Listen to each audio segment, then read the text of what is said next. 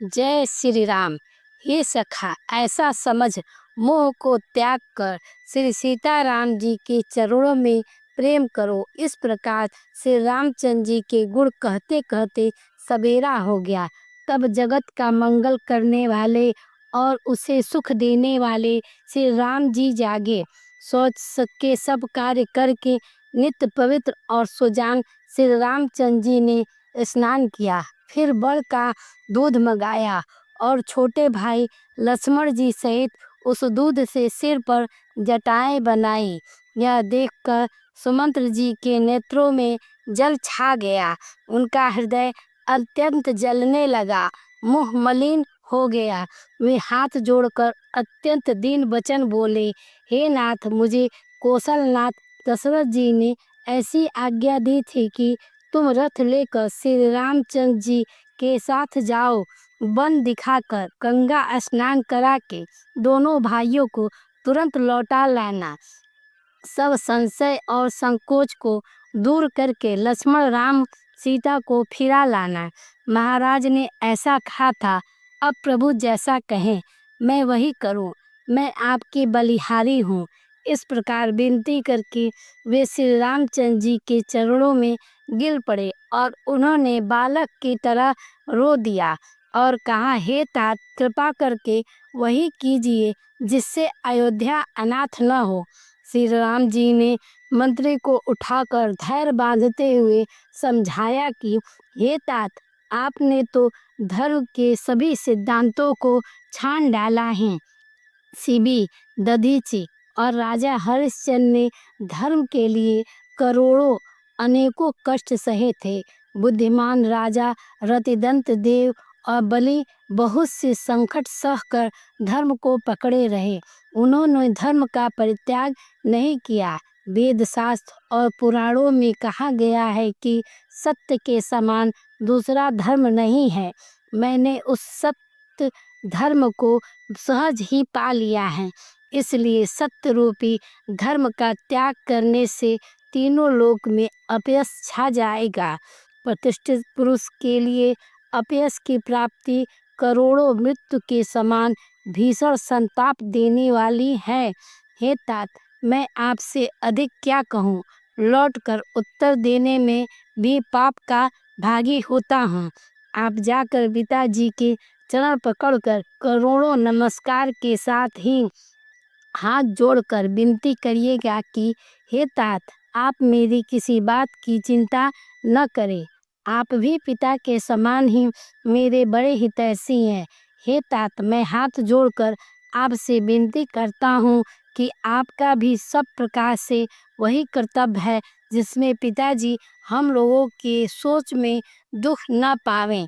श्री रघुनाथ जी और सुमंत्र का यह संवाद सुनकर निषाद राज कुटुंबियों सहित व्याकुल हो गया।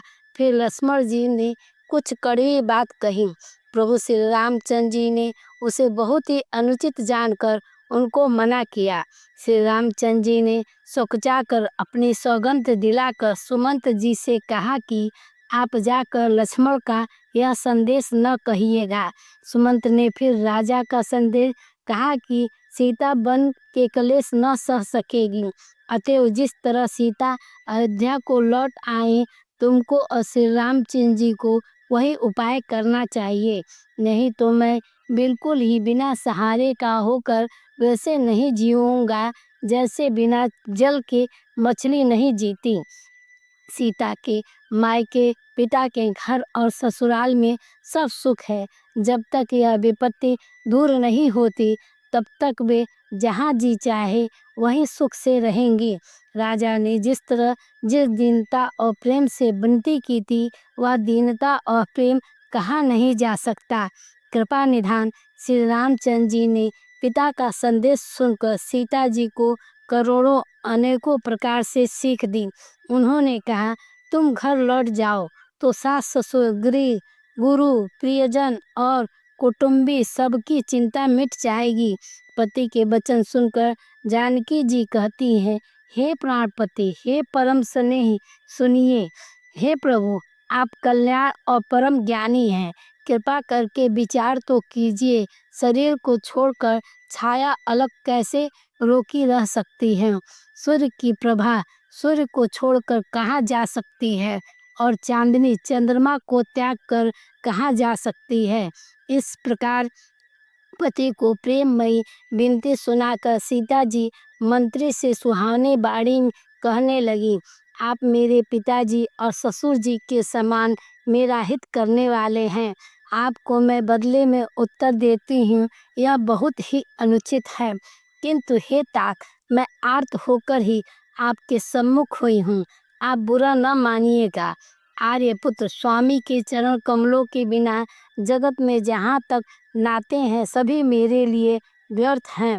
मैंने पिताजी के ऐश्वर्य की छटा देखी है, जिनके चरण रखने की चौकी से सर्व शिरोमणि राजाओं के मुकुट मिलते हैं, अर्थात बड़े बड़े राजा जिनकी चरणों में प्रणाम करते हैं। ऐसे पिता का घर भी, जो सब सुखों का भंडार है, पति के बिना मेरे मन को भूल कर भी नहीं भाता। मेरे ससुर कौशलराज चक्रवर्ती सम्राट हैं, जिनका प्रभाव 14 लोकों में प्रकट है। इंद्र भी आगे होकर जिनका स्वागत करता है और अपने आधे सिंहासन पर बैठने के लिए स्थान देता है। ऐसे ऐश्वर्य और प्रभावशाली ससुर, उनकी राजधानी अयोध्या का निवास, त्रिकुटुंबी और माता के समान सासुएं, ये कोई भी श्री रघुनाथ जी के चरण कमलों के रज के बिना मुझे स्वप्न में भी सुखदायक नहीं लगते। दुर्गम रास्ते, जंगली धरती, पहाड़, हाथी, सिंह, अतः तालाब एवं नदियाँ, कोल, भील, हिरन और पक्षी प्राणपति श्री रघुनाथ जी के साथ रहते हैं। ये सभी मुझे सुख देने वाले होंगे। अतएव सास और ससुर के पांव पड़कर मेरी ओर से विनती कीजिएगा कि वे मेरा कुछ भी सोच न करे। मैं वन में स्वभाव से सुखी हूँ। वीरों के आगड़ और धनुष और तरकस धारण किए मेरे प्राणनाथ और प्यारे देवर साथ हैं। इससे मुझे न रास्ते की थकावट है, न भ्रम है और न मेरे मन में कोई दुख ही है। आप मेरे लिए भूल कर भी सोच न करें। सुमंत सीता जी के शीतल वाणी सुनकर ऐसे व्याकुल हो गए जैसे सांप मणि खो जाने पर। नेत्रों से कुछ सूझता नहीं, कानों से सुनाई नहीं देता। वे बहुत व्याकुल हो गए और कुछ कह नहीं सके। श्री रामचंद्र जी ने उनका बहुत प्रकार से समाधान किया, तो भी उनकी छाती ठंडी न हुई। साथ चलने के लिए मंत्री ने अनेकों यत्न किए, युक्तियां पेश की, पर रघुनंदन श्री रामचंद्र जी उन सब युक्तियों का यथोचित उत्तर देते गए। श्री रामचंद्र जी की आज्ञा मीटी नहीं जा सकती। कर्म की गति कठिन है, उस पर कुछ भी बस नहीं चलता। श्री राम, लक्ष्मण और सीता जी के चरण में सिर नवाकर सुमन इस तरह लौटे जैसे कोई व्यापारी अपना मूलधन पूंजी गवा कर लौटे। सुमंत जी ने रथ को हाँका। घोड़े श्री रामचंद्र जी की ओर देख देख कर हिनहिनाते थे। यह देखकर निषाद लोग विषाद के बस होकर सिर धून धून कर पछताते हैं। जिसके वियोग में पशु इस प्रकार व्याकुल है, उनके वियोग में प्रजा, माता और पिता कैसे जीते रहेंगे। श्री रामचंद्र जी ने जबरदस्ती सुमंत को लौटाया। तब आप गंगा जी के तीर पर आए। श्री रामचंद्र जी ने केवट की नाव मांगी, पर वह लाता नहीं। वह कहने लगा, मैंने तुम्हारा मर्म भेद जान लिया है। तुम्हारे चरण कमलों की धूल के लिए सब लोग कहते हैं कि वह मनुष्य बना देने वाली कोई जड़ी है, जिसके छूते ही पत्थर शिला सुंदरी स्त्री हो गई। मेरी नाव तो काठ की है, काठ पत्थर से कठोर तो होता नहीं। मेरी नाव भी मुनि की स्त्री हो जाएगी और इस प्रकार मेरी नाव उड़ जाएगी। मैं लुट जाऊंगा अथवा रास्ता रुक जाएगा, जिससे आप पार न हो सकेंगे और मेरी रोजी रोटी मारी जाएगी। मेरे कमाने खाने की राह ही मारी जाएगी। मैं तो इसी नाव से सारे परिवार का पालन पोषण करता हूँ, दूसरा कोई धंधा नहीं जानता। हे प्रभु, यदि तुम अवश्य ही पार जाना चाहते हो तो पहले अपने चरण कमल पखारने के लिए कह दो। हे नाथ, मैं चरण कमल धोकर आप लोगों को नाव पर चढ़ा लूँगा। मैं आपसे कुछ उतराई नहीं चाहता। हे राम, मुझे आपकी दुहाई और दशरथ जी की सौगंध है, मैं सब सच सच कहता हूँ। लक्ष्मण भले ही मुझे तीर मारे, पर जब तक मैं पैरों को पखार न लूँगा तब तक हे तुलसीदास के नाथ, हे कृपालु, मैं पार नहीं उतारूँगा। केवट के प्रेम में लपेटे हुए अटपटे वचन को सुनकर करुणाधाम से रामचंद्र जी, जानकी जी और लक्ष्मण जी की ओर देखकर हंसे। कृपा के समुद्र श्री रामचंद्र जी केवट से मुस्कुराकर बोले, भाई तू वही कर जिससे तेरी नाव न जाए। जल्दी पानी ला और पैर धो ले, देर हो रही है, पार उतार दे। एक बार जिसका नाम स्मरण करते ही मनुष्य अपार भवसागर की पार उतर जाते हैं, और जिन्होंने वामनावतार में जगत को 3 पग में ही छोटा कर दिया था, 2 ही पग में त्रिलोकी को नाप लिया था, वही कृपालु श्री रामचंद्र जी गंगा जी से पार उतरने के लिए केवट का निहोरा कर रहे हैं। प्रभु के इन वचनों को सुनकर गंगा जी की बुद्धि मुंह से खींच गई कि ये साक्षात भगवान होकर भी पार उतारने के लिए केवट का निहोरा कैसे कर रहे हैं। परंतु समीप आने पर अपनी उत्पत्ति के स्थान पद्म खो को देखते ही उन्होंने पहचान कर देव नदी गंगा जी हर्षित हो गई। वे समझ गई कि भगवान नरलीला कर रहे हैं, इससे उनका मोह नष्ट हो गया और इन चरणों का स्पर्श प्राप्त करके मैं धन्य होंगी, यह विचार कर वे हर्षित हो गई। केवट श्री रामचंद्र जी की आज्ञा पर कठौते में भरकर जल ले आया। अत्यंत आनंद और प्रेम से उमंग कर वह भगवान के चरण कमल धोने लगा। सब देवता फूल बरसा कर सिहाने लगे कि इसके समान पुण्य की राशि कोई नहीं है। चरणों को धोकर और सारे परिवार सहित स्वयं उस जल चरणों पद को पीकर पहले उस महान पुण्य के द्वारा अपने पितरों को भवसागर से पार कर फिर आनंद पूर्वक प्रभु श्री रामचंद्र जी को गंगा जी के पार ले गया।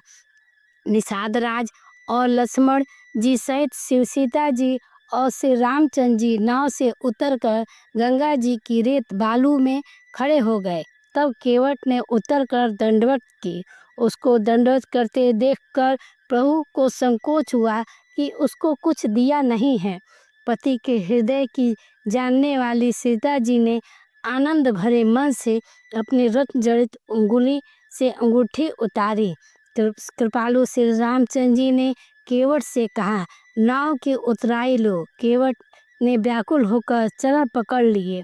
उसने कहा, हे नाथ, आज मैंने क्या नहीं पाया। मेरे दोष दुख और दरिद्रता की आग आज बुझ गई। मैंने बहुत समय तक मजदूरी की, विधाता आज बहुत अच्छी भरपूर मजदूरी दी है।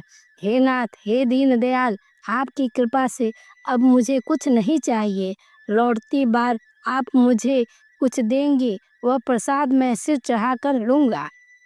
प्रभु श्री रामचंद्र जी, लक्ष्मण जी और सीता जी ने बहुत आग्रह किया, पर केवट कुछ नहीं लेता। तब करुणा के धाम भगवान श्री रामचंद्र जी ने निर्मल भक्ति का वरदान देकर उसे विदा किया। फिर रघुकुल के स्वामी श्री रामचंद्र जी ने स्नान करके पार्थिव पूजा की और शिव जी को सिर नवाया। सीता जी ने हाथ जोड़कर गंगा जी से कहा, हे माता, मेरा मनोरथ पूरा कीजिए, जिससे मैं पति और देवर के साथ कुशल पूर्वक लौट आकर तुम्हारी पूजा करूं। सीता जी की प्रेम रस से सनी हुई विनती सुनकर तब गंगा जी के निर्मल जल से श्रेष्ठ प्राणी हुई। हे रघुवीर की प्रियतमा जानकी, सुनो, तुम्हारा प्रभाव जगत में किसी नहीं मालूम है। तुम्हारे कृपा दृष्टि से देखते ही लोग लोकपाल हो जाते हैं। सब सिद्धियां हाथ जोड़े तुम्हारी सेवा करती हैं। तुमने जो मुझको बड़ी विनती सुनाई है, यह तो मुझ पर कृपा की है और मुझे बढ़ाई दी है। तो हे देवी, मैं अपनी बाड़ी सफल होने के लिए तुम्हें आशीर्वाद दूंगी। तुम अपने प्राणनाथ और देवर सहित कुशल पूर्वक अयोध्या लौटोगी। तुम्हारी सारी मनोकामनाएं पूरी होगी और तुम्हारा सुंदर यश जगत भर में छा जाएगा। मंगल के मूल गंगा जी के वचन सुनकर देव नदी को अनुकूल देकर सीता जी आनंदित हुई। तब प्रभु श्री रामचंद्र जी ने निषाद राजगुह से कहा कि भैया अब तुम घर जाओ। यह सुनते ही उसका मुंह सूख गया और हृदय दाह उत्पन्न हो गया। गुह हाथ जोड़कर दीन वचन बोला, हे रघुकुल शिरोमणि, मेरी विनती सुनिए। मैं नाथ आपके साथ रहकर रास्ता दिखाकर 4 दिन चरणों की सेवा कर। हे रघुनाथ, जिस वन में आप जाकर रहेंगे वहां मैं सुंदर पर्णकुटी पत्तों की कुटिया बना दूंगा। तब मुझे आप जैसी आज्ञा देंगे। मुझे रघुवीर की दुहाई है, मैं वैसा ही करूंगा।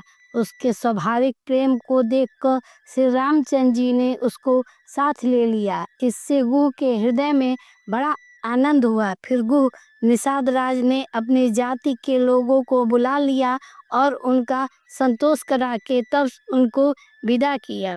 तब प्रभु श्री रघुनाथ जी, गणेश जी, शिव जी का स्मरण करके तथा गंगा जी को मस्तक नमाकर सखा निषाद राज, छोटे भाई लक्ष्मण जी और सीता जी सहित वन को चले। उस दिन पेड़ के नीचे निवास हुआ। लक्ष्मण जी और सखा गुह ने विश्राम की सब सुव्यवस्था कर दी। प्रभु श्री रामचंद्र जी ने सवेरे प्रातः काल की सब क्रियाएं करके जाकर तीर्थों के राजा प्रयाग के दर्शन की। उस राजा का सत्य मंत्री है, श्रद्धा प्यारी स्त्री है और त्रिवेणी माधव जी सरीखे हितकारी मित्र है। श्री 4 पदार्थों धर्म अर्थ काम मोक्ष के भंडार भरा है और वह पूर्णमय प्रांत ही उस राजा का सुंदर देश है। प्रयाग क्षेत्र की दुर्गम मजबूत और सुंदर गढ़ किला है, जिसको स्वप्न में भी पाप रूपी शत्रु नहीं पा सके। संपूर्ण तीर्थ ही उसके श्रेष्ठ वीर सैनिक है, जो पाप की सेना को कुचल डालने वाले और बड़े रणधीर है। गंगा यमुना और सरस्वती का संगम ही उसका अत्यंत शोभित सिंहासन है। अक्षय वट छत्र है, जो मुनियों के भी मन को मोहित कर लेता है। यमुना जी और गंगा जी की तरंगे उसके श्याम और श्वेत चौर हैं, जिनको देखकर दुख और दरिद्रता नष्ट हो जाती है। पुण्यात्मा पवित्र साधु उसकी सेवा करते हैं और सब मनोरथ पाते हैं। वेद और पुराणों के समूह भाट हैं, जो उसके निर्मल गुणगानों का बखान करते हैं। पापों के समूह रूपी हाथी को मारने के लिए सिंह रूप प्रयागराज का प्रभाव कौन कह सकता है। ऐसे सुहावने तीर्थराज का दर्शन कर सुख के समुद्र रघुकुल श्रेष्ठ श्री रामचंद्र जी ने भी सुख पाया। उन्होंने अपने श्रीमुख से सीता जी, लक्ष्मण जी और सखा गुह को तीर्थराज की महिमा कहकर सुनाए। तदंतर प्रणाम करके वन और बागों को देखते हुए और बड़े प्रेम से महात्मा कहते हुए इस प्रकार से राम ने आकर त्रिवेणी का दर्शन किया, जो स्मरण करने से ही सब सुंदर मंगलों को देने वाली हैं। फिर आनंद पूर्वक स्नान करके शिव जी की सेवा की और विधि पूर्वक तीर्थराज देवता का पूजन किया। स्नान पूजा आदि करके तब प्रभु श्री रामचंद्र जी भरद्वाज जी के पास आए। उन्हें दंडवत करते हुए ही मुनि ने हृदय से लगा लिया। मुनि का मन का आनंद कुछ कहा नहीं जाता, मानो उन्हें ब्रह्मानंद की राशि मिल गई हो। मुनीश्वर भरद्वाज जी ने आशीर्वाद दिया। उनके हृदय में ऐसा जानकर अत्यंत आनंद हुआ कि आज विधाता ने श्री सीता जी और लक्ष्मण जी सहित प्रभु श्री रामचंद्र जी के दर्शन कराकर मानो हमारे संपूर्ण पुण्य के फल को लाकर आंखों के सामने कर दिया है। कुशल पूछकर मुनिराज ने उनको आसन दिए और प्रेम सहित पूजन करके उन्हें संतुष्ट कर दिया। फिर मानो अमृत के ही बने हो ऐसे अच्छे अच्छे कंद मूल और फल और अंकुर ला कर दिए। श्री सीता जी, लक्ष्मण जी और सेवक गुह सहित श्री रामचंद्र जी ने उस सुंदर मूल फलों को बड़ी रुचि के साथ खाया। थकावट दूर होने से श्री रामचंद्र जी सुखी हो गए। तब भरद्वाज जी ने उनसे कोमल वचन कहे, हे राम, आपका दर्शन करते ही आज मेरा तप, तीर्थ सेवन और त्याग सफल हो गया। आज मेरा जप, योग और वैराग्य सफल हो गया और आज मेरे संपूर्ण शुभ साधनों का समुदाय भी सफल हो गया। लाभ की सीमा और सुख की सीमा प्रभु के दर्शन को छोड़कर दूसरी कुछ भी नहीं है। आपके दर्शन से मेरी सब आशाएं पूर्ण हो गई। अब कृपा करके यह वरदान दीजिए कि आपके चरण कमलों में मेरा स्वाभाविक प्रेम हो। जब जब तक कर्म, वचन और मन से छल छोड़कर मनुष्य आपका दास नहीं हो जाता, तब तक करोड़ों उपाय करने से भी स्वप्न में भी वह सुख नहीं पाता। मुनि के वचन सुनकर उनकी भाव भक्ति के कारण आनंद से तृप्त हुए भगवान श्री रामचंद्र जी सुखचा गए। तब श्री रामचंद्र जी ने भरद्वाज मुनि का सुंदर सुयश करोड़ों प्रकार से कहकर सबको सुनाया। उन्होंने कहा, हे मुनीश्वर, जिसको आप आदर दे रहे हैं वही बड़ा है और वही सब गुणों समूहों का घर है। इस प्रकार से राम जी और मुनि भरद्वाज जी दोनों परस्पर विनम्र हो रहे हैं और अनिर्वचनीय सुख का अनुभव कर रहे हैं। जैसे राम, लक्ष्मण और सीता जी के आने की खबर पाकर प्रयाग निवासी ब्रह्मचारी, तपस्वी, मुनि और सिद्ध उदासी सर दशरथ जी के सुंदर पुत्रों को देखने के लिए भरद्वाज जी के आश्रम पर आए। श्री रामचंद्र जी ने सब किसी को प्रणाम किया। नेत्रों का लाभ पाकर सब आनंदित हो गए और परम सुख पाकर आशीर्वाद देने लगे। श्री रामचंद्र जी के सौंदर्य की सराहना करते हुए वे लौटे। श्री रामचंद्र जी ने रात को वहीं विश्राम किया और प्रातःकाल प्रयागराज का स्नान करके और प्रसन्नता के साथ मुनि को सिर नवाकर श्री सीता जी, लक्ष्मण जी और सेवक गुह के साथ वे ले चले। चलते समय वे बड़े प्रेम से श्री रामचंद्र जी ने मुनि से कहा, हे नाथ, बताइए हम किस मार्ग से जाएं। मुनि मन में हंसकर श्री रामचंद्र जी से कहते हैं, आपके लिए सभी मार्ग सुगम है। फिर उनके साथ लिए मुनि ने शिष्यों को बुलाया। साथ जाने की बात सुनते ही चित्त में हर्षित हो कोई 50 शिष्य आ गए। सभी का श्री राम पर अपार प्रेम है। सभी कहते हैं कि मार्ग हमारा देखा हुआ है। तब मुनि ने चुनकर 4 ब्रह्मचारियों को साथ दिया, जिन्होंने बहुत जन्मों तक सब सुकृत पूर्ण किए थे। श्री रघुनाथ जी प्रणाम कर उन ऋषि की आज्ञा पाकर हृदय में बड़े ही आनंदित होकर चले। जब वे किसी गांव के पास होकर निकलते, तब स्त्री पुरुष दौड़कर उनके रूप को देखने लगते। जन्म का फल पाकर वे सदा के लिए अनाथ से सनाथ हो जाते थे और मन को नाथ के साथ भेजकर शरीर के साथ न रहने के कारण दुखी होकर लौट आते। तदंतर श्री रामचंद्र जी ने विनती करके चारों ब्रह्मचारियों को विदा किया। वे मनचाही वस्तु अनन्य भक्ति पाकर लौटे। यमुना जी के पार उतरकर सबने यमुना जी के जल में स्नान किया, जो श्री रामचंद्र जी के शरीर के समान ही श्याम रंग का था। यमुना जी के किनारे पर रहने वाले स्त्री पुरुष यह सुनकर कि निषाद के साथ 2 परम सुंदर सुकुमार नवयुवक और एक परम सुंदरी स्त्री आ रही है, सब अपना अपना काम भूल कर दौड़े और लक्ष्मण जी, श्री राम जी और श्री सीता जी के सौंदर्य को देखकर अपने भाग्य की बड़ाई करने लगे। उनके मन में परिचय जानने की बहुत सी लालसाएं भरी हैं, पर वे नाम गांव पूछते सकुचाते हैं। उन लोगों में जो वयोवृद्ध और चतुर थे, उन्होंने युक्ति से श्री रामचंद्र जी को पहचान लिया। उन्होंने सब कथा सब लोगों को सुनाई कि पिता की आज्ञा पाकर ये वन को चले हैं। यह सुनकर सब लोग दुखित हो पछता रहे हैं कि रानी और राजा ने अच्छा नहीं किया। उसी अवसर पर वहां पर एक तपस्वी आया, जो तेज का पुंज छोटी अवस्था का और सुंदर था। उसकी गति कभी नहीं जानते अथवा वह कभी था जो अपना परिचय नहीं देना चाहता। वह बैरागी के वेश में था और मन वचन तथा कर्म से श्री रामचंद्र जी का प्रेमी था।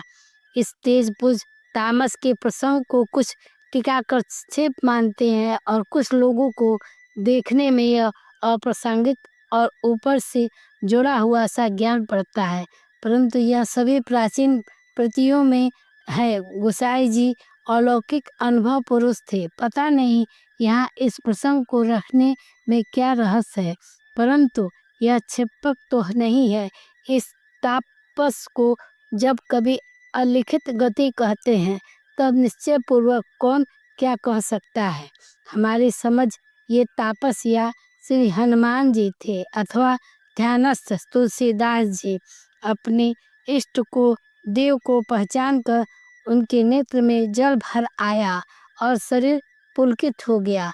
वह दंड की भांति पृथ्वी पर गिरा पड़ा। उसकी प्रेम बिला दशा का वर्णन नहीं किया जा सकता। श्री रामचंद्र जी ने प्रेम पूर्वक पुलकित होकर उसको हृदय से लगा दिया।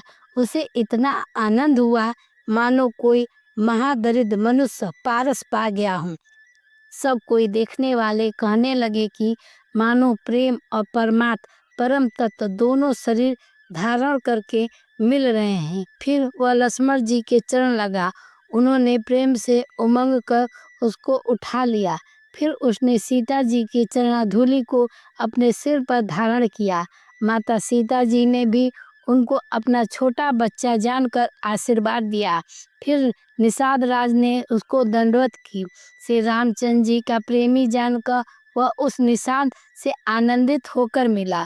वह तपस्वी अपने नेत्र रूपी दोनों से श्री रामचंद्र जी की सुंदर सुधा का पान करने लगा और ऐसा आनंदित हुआ जैसे कोई भूखा आदमी सुंदर भोजन पाकर आनंदित होता है। इधर गांव की स्त्रियां कह रही हैं, हे सखी, कहो तो वे माता पिता कैसे हैं जिन्होंने ऐसे सुंदर सुकुमार बालक को वन भेज दिया। श्री राम जी, लक्ष्मण जी और सीता जी के रूप को देखकर सब स्त्री पुरुष स्नेह से व्याकुल हो जाते हैं। तब श्री रामचंद्र जी ने सखागों को अनेकों तरह से घर लौट जाने के लिए समझाया। श्री रामचंद्र जी की आज्ञा को सिर चढ़ाकर उसने अपने घर को गमन किया। फिर सीता जी से राम जी और लक्ष्मण जी ने हाथ जोड़कर हनुमान जी को पुनः प्रणाम किया और सूर्य कन्या यमुना जी की बड़ाई करते हुए सीता जी सहित दोनों भाई प्रसन्नता पूर्वक आगे चले। रास्ते में जाते हुए उन्हें अनेकों यात्री मिलते हैं। वे दोनों भाई को देखकर उनसे प्रेम पूर्वक कहते हैं कि तुम्हारे सब अंगों में राज चिन्ह देखकर हमारे हृदय में बड़ा सोच होता है। ऐसे राज चिन्हों के होते हुए भी तुम लोग रास्ते में पैदल चल रहे हो, इससे हमारे समझ में आता है कि ज्योतिषी शास्त्र झूठा ही है। भारी जंगल और बड़े बड़े पहाड़ों का दुर्गम रास्ता है, तो इस पर तुम्हारे साथ सुकुमारी स्त्री है। हाथी और सिंहों से भरा यह भयानक वन देखा तक नहीं जाता। यदि आज्ञा हो तो हम साथ चलें। आप जहाँ तक जाएंगे वहाँ तक पहुँचाकर फिर आपको प्रणाम करके हम लौट आएंगे। इस प्रकार ये यात्री प्रेम बस पुलकित शरीर हो और नेत्रों में प्रेमाश्रु का जल भर कर पूछते हैं, किंतु कृपा के समुद्र से रामचंद्र जी कोमल विनय युक्त वचन कहकर उन्हें लौटा देते हैं। जो गांव और पूरे रास्ते में बसे हैं नागों और देवताओं के नगर उनको देखकर प्रशंसा पूर्वक ईर्ष्या करते हैं और ललचाते हुए कहते हैं कि किस पुण्यवान ने किस शुभ घड़ी में इनको बसाया था, जो आज ये इतने धन और पूर्णमय तथा परम सुंदर हो रहे हैं। जहाँ तहाँ से रामचंद्र जी के चरण चले जाते हैं, उनके समान इंद्र की पूरी अमरावती भी नहीं है। रास्ते के समीप बसने वाले भी बड़े पुण्यात्मा हैं। स्वर्ग में रहने वाले देवता भी उनकी सराहना करते हैं। जो नेत्र भर कर सीता जी और लक्ष्मण जी सहित घनश्याम श्री रामचंद्र जी के दर्शन करते हैं, जिन्हें तालाबों और नदियों में श्री राम जी स्नान कर लेते हैं, देव सरोवर और देव नदियाँ भी उनकी बड़ाई करती हैं। जिस वृक्ष के नीचे प्रभु जा बैठते हैं, कल वृक्ष भी उनकी बड़ाई करते हैं। श्री रामचंद्र जी के चरण कमलों की रज का स्पर्श करके पृथ्वी अपना बड़ा सौभाग्य मनाती है। रास्ते में बादल छाया करते हैं और देवता फूल बरसाते हैं और सिहाते हैं। पर्वत, वन और पशु पक्षियों को देखते हुए श्री रामचंद्र जी रास्ते में चले जा रहे हैं। सीता जी और लक्ष्मण जी सहित श्री रघुनाथ जी जब किसी गांव के पास जा निकलते हैं, तब उनका आना सुनते ही बालक, बूढ़े, स्त्री, पुरुष सब अपने घर और काम काज को भूलकर तुरंत उन्हें देखने के लिए चल देते हैं। श्री राम, लक्ष्मण और सीता जी का रूप देखकर, नेत्रों का परम फल पाकर वे सुखी होते हैं। दोनों भाइयों को देखकर सब प्रेमानंद से मग्न हो गए। अनेकों नेत्रों में जल भर आया और शरीर पुलकित हो गए। उनकी दशा वर्णन नहीं की जाती, मानो दरिद्रों ने चिंतामणि की ढेरी पाली हो। वे एक एक की पुकार सीख देते हैं कि इसी क्षण नेत्रों का लाभ ले लो। कोई श्री रामचंद्र जी को देखकर ऐसे अनुराग में भर गए हैं कि उन्हें देखते हुए उनके साथ लगे चले जा रहे हैं। कोई नेत्र मार्ग से उनकी छवि को हृदय में लाकर शरीर, मन और श्रेष्ठ वाणी से शिथिल हो जाते हैं, अर्थात उनके शरीर, मन और वाणी व्यापार बंद हो जाते हैं। कोई बड़ की सुंदर छाया देखकर वहाँ नरम घास और पत्ते बिछाकर कहते हैं कि क्षण भर यहाँ बैठकर थकावट मिटा लीजिए, फिर चाहे अभी चले जाइएगा, चाहे सवेरे। कोई घड़ा भर कर पानी ले आते हैं और कोमल बाड़ी से कहते हैं, नाथ आसमान तो कर लीजिए। उनके प्यारे वचन सुनकर और उनका अत्यंत प्रेम देखकर दयालु परम सुशील श्री रामचंद्र जी ने मन में से सीता जी को थकी हुई जानकर घड़ी भर बड़ की छाया में विश्राम किया। स्त्री पुरुष आनंदित होकर शोभा देखते हैं। अनुपम रूप ने उनके नेत्र और मन को लुभा लिया है। सब लोग टकटकी लगाए श्री रामचंद्र जी के मुख चंद को चकोर की तरह देखते हुए चारों ओर सुशोभित हो रहे हैं। श्री रामचंद्र जी का नवीन तमाल वृक्ष के रंग का और अत्यंत शोभा दे रहा है, जिसे देखते ही करोड़ों कामदेव मन मोहित हो जाते हैं। बिजली से रंग के लक्ष्मण जी बहुत ही भले मालूम होते हैं। वे नख से शिखा तक सुंदर हैं और मन को बहुत भाते हैं। दोनों मुनियों के वस्त्र पहने हैं और कमर में तरकस कसे हैं।